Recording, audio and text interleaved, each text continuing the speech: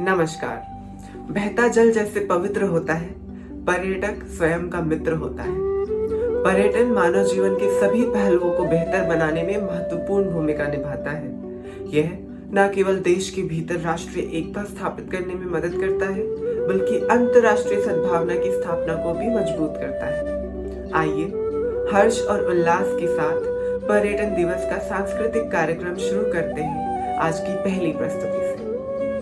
नृत्य एक ऐसा माध्यम है जिससे कला, उत्साह, हाव भाव और संगीत के प्रति जुड़ाव को दर्शाया जा सकता है। भारत ने अपने अलग अलग प्रांतों की संस्कृति को आज भी बचाए रखा है और उसका अभिन्न हिस्सा है हमारे लोक नृत्य। भारत के पूर्वी प्रांत से बिहू व धुनुची, पश्चिम से कालबेलिया, देखनी, लेजिम तथा दोधिया, उत्तर से कुमाऊनी, रऊफ एवं भांगड़ा, साथ ही दक्षिण से पेरनी, शिव तांडव व ओलियट्टम तथा मध्य भारत से बधाई और झीझिया जैसे अद्भुत नृत्य कलाओं का मनमोहक मेल प्रस्तुत करने आ रही है हमारी नृत्य सोसाइटी पंचतत्वा।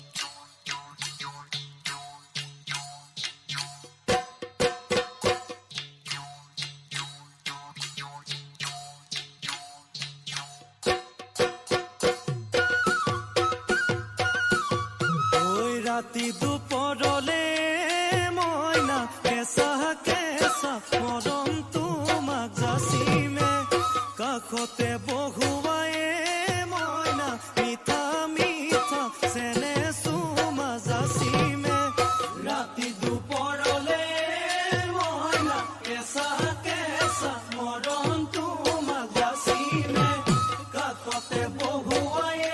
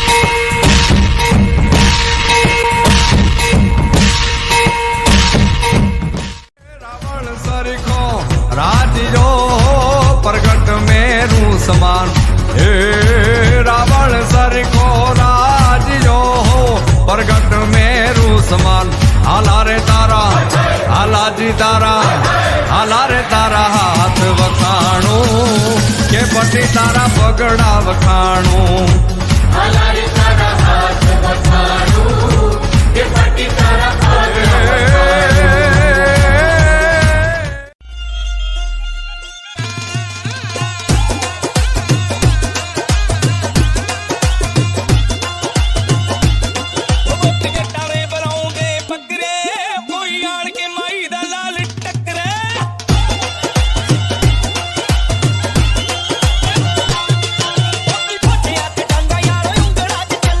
सवा सवा लाख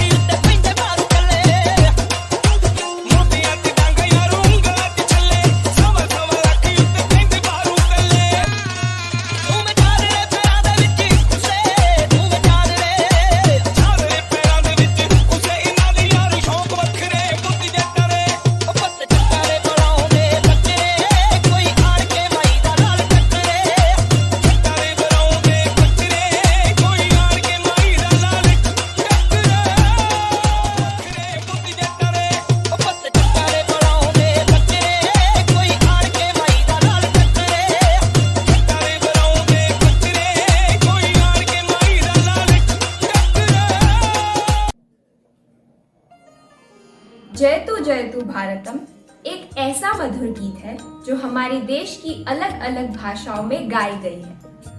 तमिल, तेलुगु, मलयालम, कन्नड़, मराठी, राजस्थानी, गुजराती, पंजाबी, सिंधी, भोजपुरी, बंगाली, असमिया और खासी जैसी भाषाओं का यह सुरीला मेल हर उस भारतीय को सलाम करता है जिसने कोरोना के कठिन समय में परिवार की तरह एक दूसरे की सहायता की। अब मैं स्वागत करना चाहूंगी पूसा परिवार की संगीत संघ असावरी का, जो कि विश्व प्रसिद्ध गीत जयतु भारतम की प्रस्तुति देंगे।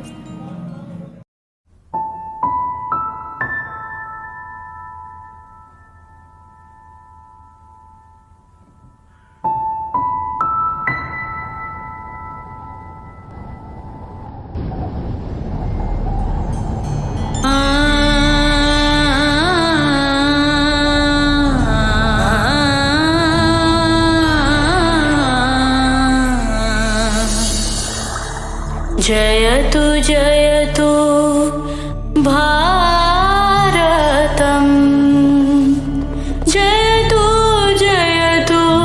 भारतम। विश्व प्रेम की ओर चदरिया जागा हुआ भारत है।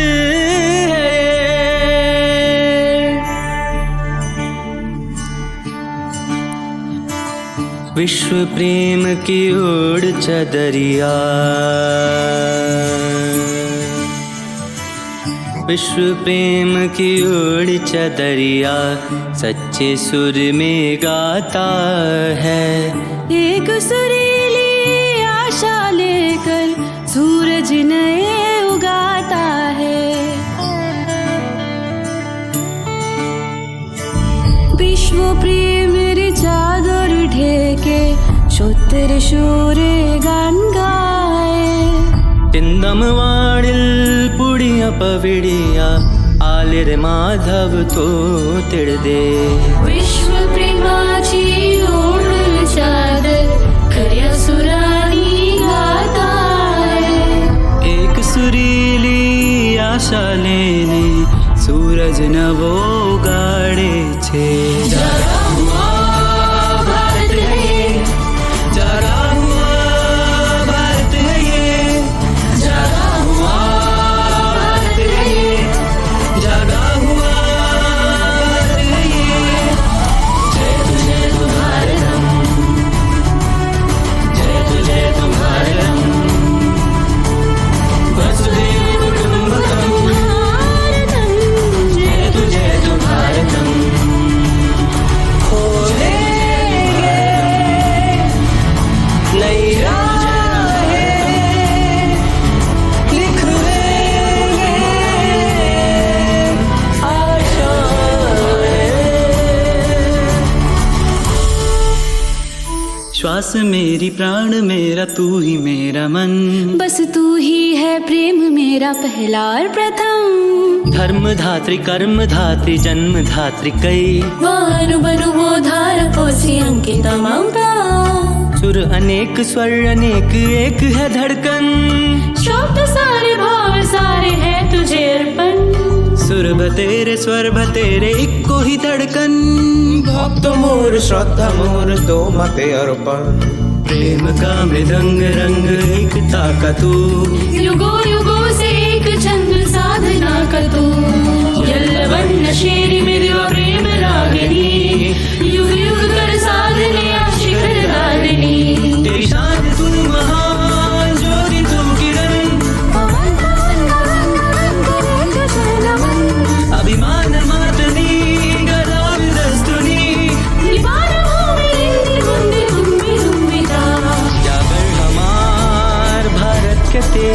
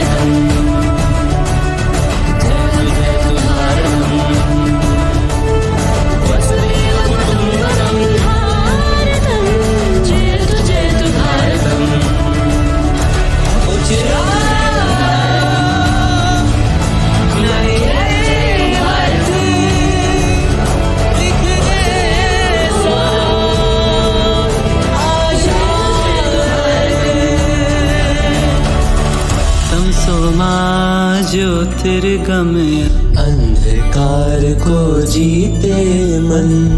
यही प्रार्थना करता भारत, विजय भव मानव जीवन। ओ विश्व प्रेम की ओर चदरिया, जय तो भारतम, जय तो भारतम, वसुदेव कुटुम्बकम, जय तो भारतम, खोजेंगे नए राहें, लिख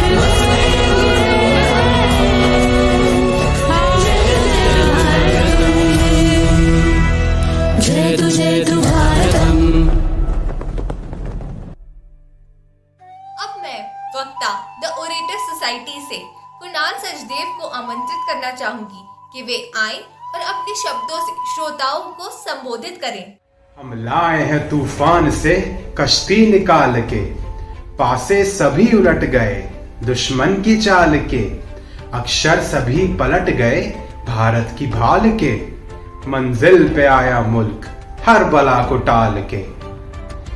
The country, which was once proudly known as the Golden Bird, had by this time been deprived of all its wings and abilities and was lying down on the ground, powerless, hopeless, and aimless.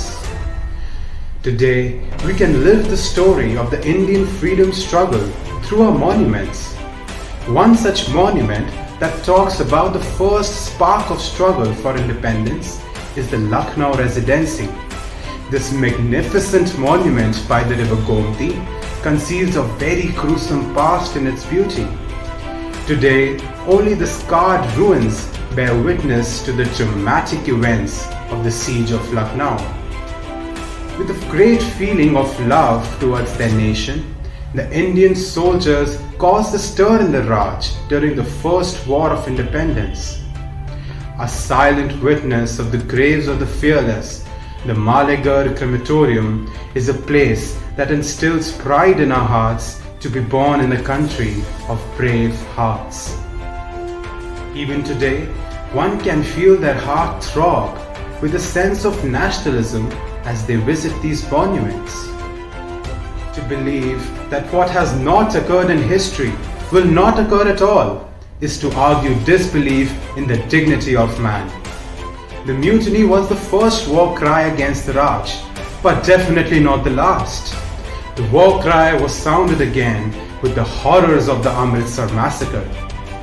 Thousands of unarmed Indians who had come together to celebrate the festival of Baisakhi, unaware of the looming disaster, were fired upon.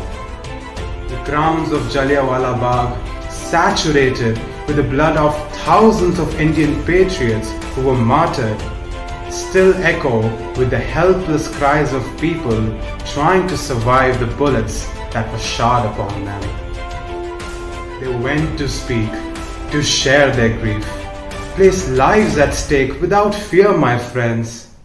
Worrying no more about their precious lives, they left this world behind, my friends. This terrifying episode fueled greater nationalist zeal among the Indian populace. However, today, Jallianwala Bagh is an everlasting symbol of non-violent and peaceful struggle for the freedom of India. Giving a glimpse, India's final ascent towards freedom, the cellular jail is now open to public viewing as a national memorial. The jail, which was an immediate aftermath of the massacre, has witnessed the most atrocious punishments. That is for me one step, the first step towards the freedom, he said.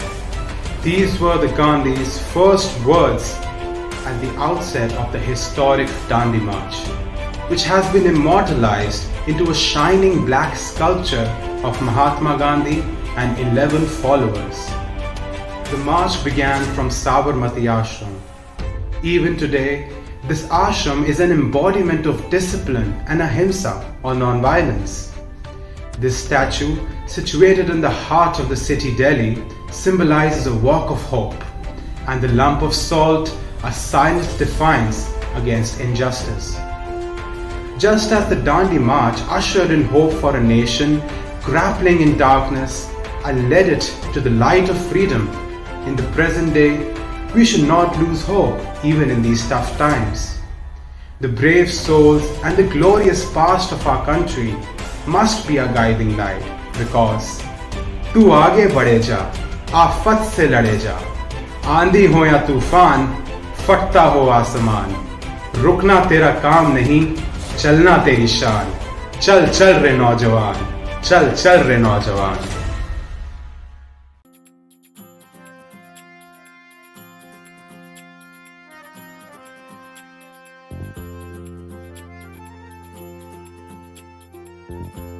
आजादी में था उनका भी अहम योगदान, इतिहास के पन्नों में बैठे हैं वह योद्धा गुमनाम।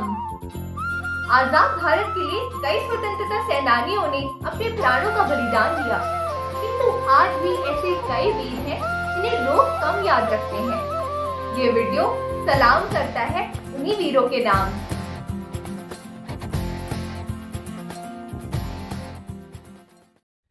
Imagine yourself and your entire family in a big jet black hole, with blows after blows being landed upon you until you fall down to the earth. Would you have the will to get back up and fight against this darkness? Would you have the strength to get back up on your feet after taking a bullet or being constantly whipped upon? Would you have the willpower and perseverance required to become a light ray of hope to inspire millions of others who are being tortured just like you are? These were not just some random questions, but actual realities that India's countless freedom rebels had to face, comprehend and fight their way through, even before the period of 1857 to 1947, a period that many historians would refer to as the era of darkness. The Indian independence movement was not just a sequential line of rebellious events, but also it was a non-cooperation that costed the death of nearly 3.5 crore human lives, while giving birth to today a 139 crore strong, democratic and secular nation. During this period, many freedom heroines came in public light, but many still remain unsung even to this day, who during such harsh times not only managed to contribute their sweat and blood to the Indian freedom struggle, that too with so much fervor and enthusiasm, but also took care of their families, households, all while opposing society's archaic norms and planting the seeds of revolutionary feminism in the background. This is our small contribution to give them the homage they deserved but never fully received. शुरुआत करते हैं उत्तरी भारत से, जहां बेगम हजरत अली महल तथा झलकारी बाई ने जन्म लिया था। बेगम हजरत महल सन 1857 की क्रांति में भाग लेने वाली पहली महिला थी, जिन्होंने अपनी बेहतरीन संगठन शक्ति और बहादुरी से अंग्रेजी हुकूमत का वीरता के साथ डटकर मुकाबला किया। बेगम हजरत महल सभी धर्मों को समान रूप में देखती थी। उन्होंने अपने सभी धर्मों के सिपाहियों को भी समान अधिकार दिए थे। इतिहासकारों का मानना है कि वे अपने सिपाहियों के हौसले बढ़ाने के लिए खुद ही युद्ध मैदान में चली जाती थीं।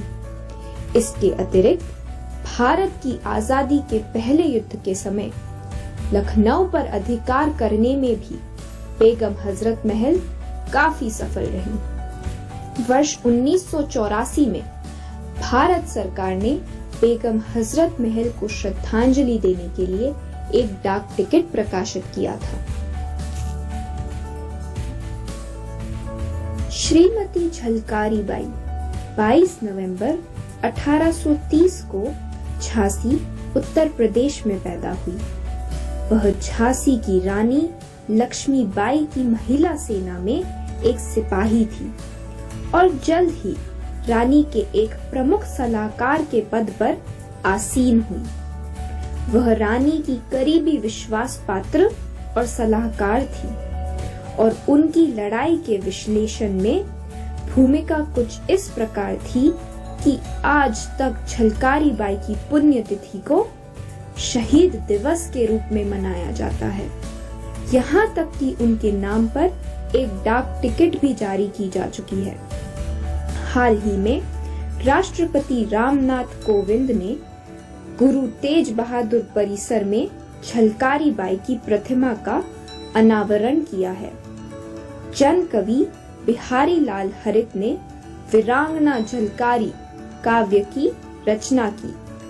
हरित ने झलकारी की बहादुरी को निम्न प्रकार पंक्तिबद्ध किया है। लक्ष्मी बाई का रूप धार, झलकारी खड़ग सवार चली, वीरांगना निर्भय लश्कर में शस्त्र अस्त्र तन धार चली। अब पूर्वी क्षेत्र की ओर बढ़ते हुए हमारे दिल में है मणिपुर से रानी गाइदिन्ल्यू तथा पश्चिम बंगाल से मतंगिनी हाजरा। 1927 में रोंगमेई नागा जनजाति की एक 13 वर्षीय रानी गाइदिन्ल्यू ने पूर्वोत्तर क्षेत्र में नागा जनजातियों को स्पष्ट आह्वान देते हुए कहा, हम स्वतंत्र लोग हैं, गोरे लोग हम पर शासन नहीं कर सकते। उनके मार्गदर्शन में हिराका धार्मिक सुधार आंदोलन राजनीतिक आंदोलन में परिवर्तित हो गया। उन्होंने सविनय अवज्ञा आंदोलन को भी बढ़ावा दिया। 16 साल की उम्र में आजीवन कारावास की सजा सुना दी गई। उसके बाद 1937 में शिलोंग जेल में उनकी मुलाकात पंडित जवाहरलाल नेहरू से हुई, जहां उन्हें रानी की उपाधि दी गई। 1947 में भारत की आजादी के बाद वह रिहा हुई तथा अपना जीवन लोक कल्याण में समर्पित कर दिया। श्रीमती मतंगिनी हाजरा, बूढ़ी गांधी नाम से प्रसिद्ध श्रीमती हाजरा सविनय अवज्ञा आंदोलन से लेकर भारत छोड़ो आंदोलन तक का हिस्सा रही। गांधीवादी विचारों से प्रभावित श्रीमती हाजरा 72 वर्ष की आयु में 6000 समर्थकों के साथ भारत छोड़ो आंदोलन में जब वे भाग ले रहे थे, ब्रिटिश सरकार द्वारा धारा 144 लागू की गई एवं उन्हें बार बार गोली मारी गई, लेकिन वंदे मातरम एवं मातृभूमि की जय उनके मुख से बंद न हुआ। अंततः उन्होंने राष्ट्रीय कांग्रेस झंडे के साथ अपने प्राण त्याग कर सदा के लिए अमर हो गए। इन सभी की सामाजिक कल्याण के प्रति उनकी प्रतिबद्धता का स्तर तथा देशभक्ति वास्तव में प्रभावशाली है। लेकिन कहानी अभी खत्म नहीं हुई है। अब दक्षिण क्षेत्र में आगे बढ़ते हैं। एक सामाजिक कार्यकर्ता, नारीवादी, स्वतंत्रता सेनानी और राजनेता। इन सब के अलावा कमला देवी चट्टोपाध्याय एक अभिनेता और कला प्रेमी भी थी। सभी एक व्यक्ति में सिमटी गई।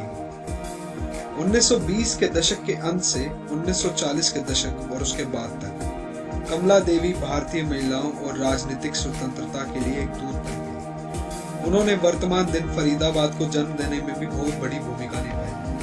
भारतीय सहकारी संघ के संस्थापक नेता के रूप में उन्होंने विभाजन के बाद के प्रवास के मद्देनजर उत्तर पश्चिमी सीमा प्रांत से लगभग 50,000 पठानों को फिर से बसाने का भी काम संभाला। दक्षिण से पश्चिम की ओर बढ़ते हुए गुजरात के नवसारी नाम के एक छोटे से गांव में एक स्वाधीनता संग्रामी पल रही थी, बाद में जिनको बीकाजी रुस्तम कामा के नाम से जाना। श्रीमती बीकाजी रुस्तम कामा राष्ट्रवादी गतिविधियों में प्रमुख भूमिका निभाने वाली एक ऐसी महिला थी जिन्होंने वर्ष 1907 में जर्मनी की विदेशी भूमि पर भारतीय राष्ट्रीय ध्वज का पहला संस्करण फहराया। विदेशी शासन से मुक्ति के लिए भारत की इच्छा को विश्व के समक्ष दावे के साथ प्रस्तुत करने में श्रीमती कामा का बहुत बड़ा योगदान रहा। भारत की स्वाधीनता के लिए लड़ते हुए उन्होंने लंबी अवधि तक निर्वासित जीवन बिताया था। उन्होंने स्वराज के लिए आवाज उठाई और नारा दिया, आगे बढ़ो, हम भारत के लिए और भारत भारतीयों के लिए है।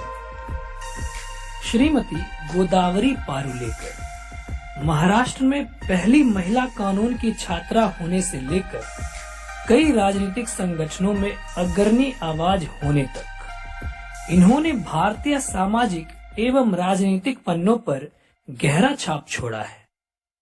वर्ष 1986 में अखिल भारतीय किसान सभा की पहली महिला अध्यक्ष बनी एवं महिलाओं को कृषि क्षेत्र में विशिष्ट पहचान दिलाने का काम किया। आज उनका नाम इतिहास में एक महत्वपूर्ण सामाजिक कार्यकर्ता एवं साम्यवाद के रूप में लिया जाता है। उनकी विरासत को उनके द्वारा स्थापित एवं नेतृत्व वाले संगठनों द्वारा जारी रखा गया है, जो आज पूरे देश में हाशिए के लोगों को सशक्त बनाने का काम कर रहा है। कस्तूरबा गांधी, जिन्हें राष्ट्रमाता या बा के नाम से संबोधित किया जाता है, उनका जन्म 11 अप्रैल 1869 को हुआ था। गांधी जी और कस्तूरबा गांधी में तुलना करना व्यवहारिक तो नहीं है, लेकिन निष्पक्ष भाव से देखने में कहीं ना कहीं कस्तूरबा गांधी के त्याग गांधी जी से श्रेष्ठ सिद्ध होते हैं। एक पूर्ण निरीक्षण होने के बावजूद वह दृढ़ विश्वास के साथ नागरिक अधिकारों और अंग्रेजों से भारतीय स्वतंत्रता की लड़ाई लड़ती रही। भारत के गौरवशाली इतिहास में आज भी कस्तूरबा गांधी द्वारा राष्ट्र को दिए गए योगदान को कम नहीं आंका जाता। We hope that this presentation has acquainted you all with a few of the unsung heroes of the Indian freedom struggle, and that you all have found in your hearts a newly embellished love and appreciation for them. There are countless others whom we could not mention today, but our homage and respect for their martyrdom and sacrifices will always be held high in our hearts as we walk freely on the hallowed grounds of our holy motherland. They come a rebel towards this oppression today, with pain as the source of their perseverance. You shall be the torchbearer of the new revolution. Thank you and Jai Hind.